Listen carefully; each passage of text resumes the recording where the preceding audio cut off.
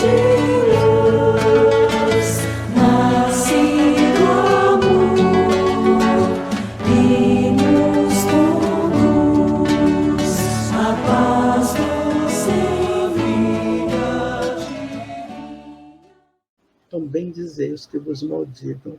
E ele vai encerrar esse versículo, né, dizendo assim: orai pelos que vos perseguem e caluniam.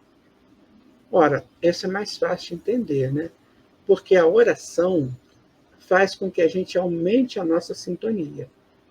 Toda vez que nós oramos, nós aumentamos a sintonia psíquica.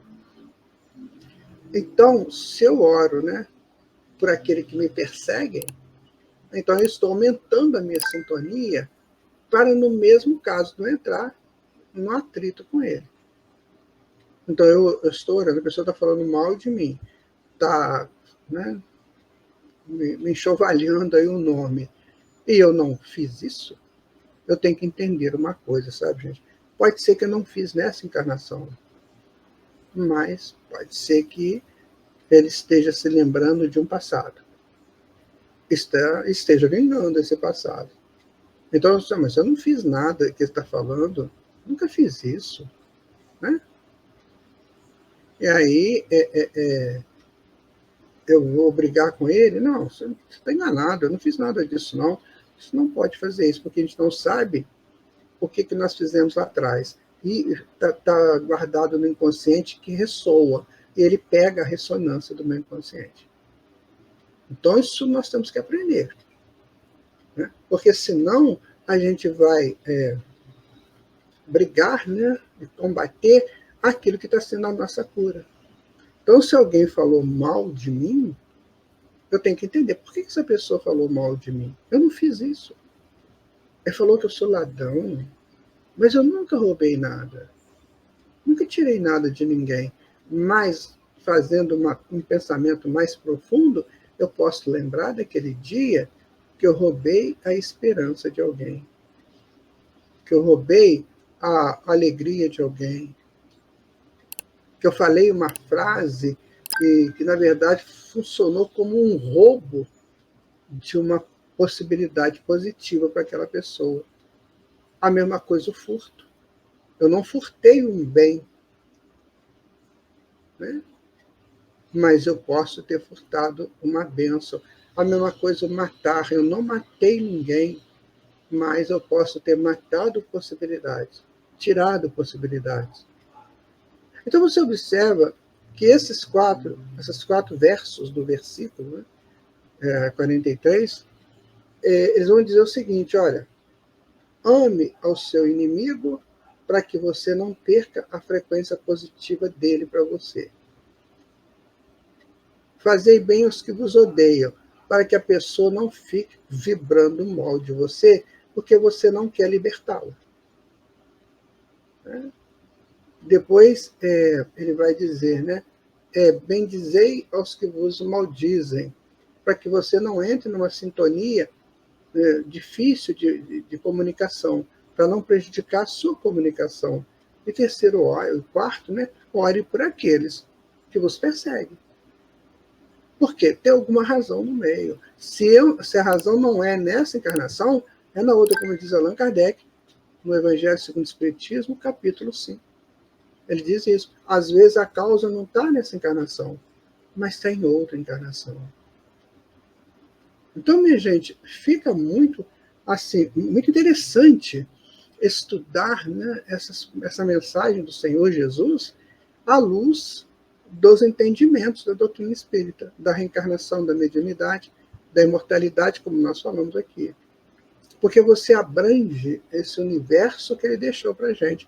Então, no fundo, você pegando, né, todas essas quatro informações, esses quatro conselhos de Jesus, e vamos entender que Jesus não mandou a gente fazer nada. Sabe? Ele não tolheu o nosso livre-arbítrio. Ele aconselhou. Ele deu propostas conselhativas. Então, evite fazer isso. É melhor, são felizes aquelas pessoas que fazem isso, são bem-aventuradas aquelas pessoas que fazem isso. Então, ele dá uma proposta, mas ele deixa para que cada pessoa resolva as suas questões. Ele não entra na questão humana. Dois irmãos que estavam disputando uma herança foram lá para Jesus, um falou para o outro: Senhor, pede a ele para dividir comigo a herança. Ele não quer dividir, quer ficar com ela toda. Nosso pai morreu e ele quer ficar com a herança toda. Então Jesus fala assim: quem me constituiu juiz de vocês? Então Jesus não entra ou não entrou nessas questões que são nossas. Questões dos nossos relacionamentos, da nossa formatação da fraternidade legítima. Ainda somos espíritos briguentos uns com os outros? Porque, afinal de contas, nós estamos recém-saídos da animalidade, estamos tentando trabalhar a razão ao invés a inteligência ao invés do instinto, a razão ao invés da sensação. Então, nós fazemos muitos erros, porque nós temos a pulsão ainda da resposta imediata, muitas vezes violenta, que a gente viveu lá no mundo animal. E agora não, agora nós estamos nos formatando para um futuro avançado, com mais possibilidades. E aí nós cometemos realmente muitos enganos uns com os outros. Então eu não posso querer que a pessoa seja para mim aquela bênção divina se eu não sou essa bênção divina para o outro. Se eu não consigo renunciar, né, às vezes, para um bem coletivo. Aquela coisa que eu quero, eu bato o pé que eu quero, aquilo vai ser meu, ninguém tem nada com isso. Eu vou lutar até o fim. Nós, às vezes, vendo aí filmes, né, mais das épocas passadas, a gente vê essas famílias brigando, né, cada uma querendo um pedacinho de terra da outra, e mata, e outro mata, outro mata. Isso veio gravado, né?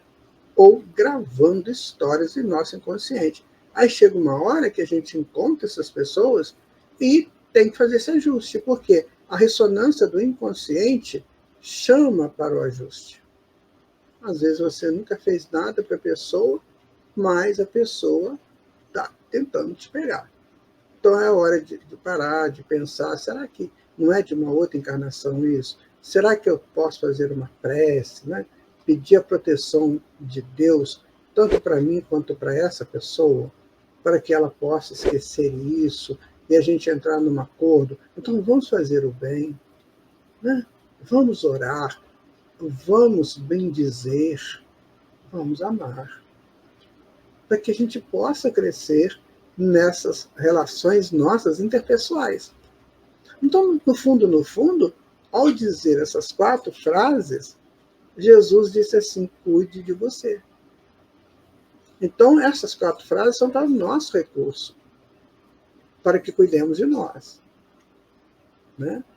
Porque se eu me cuidar, eu vou tentar fazer o melhor possível. Eu vou amar.